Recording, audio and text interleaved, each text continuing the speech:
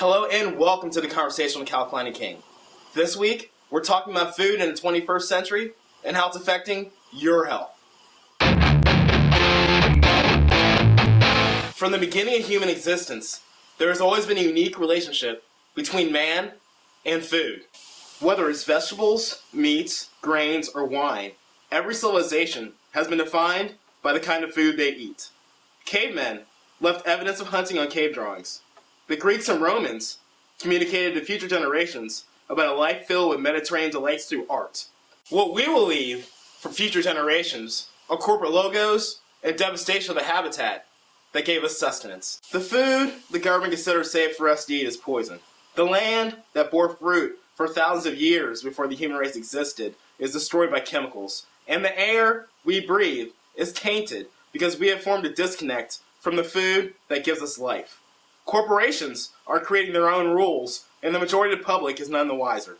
It's no coincidence that flu epidemics, cancer, and diabetes became a far too familiar part of our lives at the same time that our government let the wolves guard the henhouse. The same wolves that create a standard of overcrowding for livestock, which spawned the mutation and spread of modern diseases to the human race. Corporations continue giving free rein to chemically treat our food, no matter the consequences witnessed in hospital rooms across the world.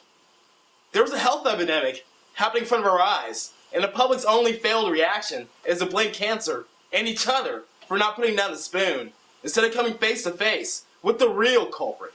In America, we like to say, we the people ultimately bear responsibility for the actions of our government. It's time for the people to stand up and give these words real meaning. While food may be the most important aspect of our lives, money has become essential to survival in the modern world.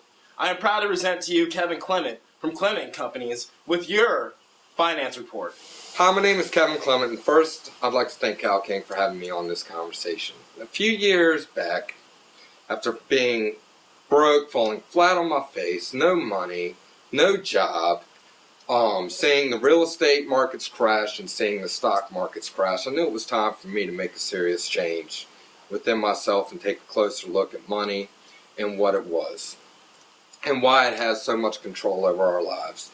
After a few years of intense research, this is what I found. After finding out the governments did not issue their own currency but privately owned central banks did, it made me angry, because I then learned that these men lend money to governments out of expense of their people. For more information, you can contact me on facebook.com/Kevin P. Clement or join me every week for the financial report. The only way to survive the food crisis is to become knowledgeable what's in your food, grow your own food, support local food markets, and to stay informed.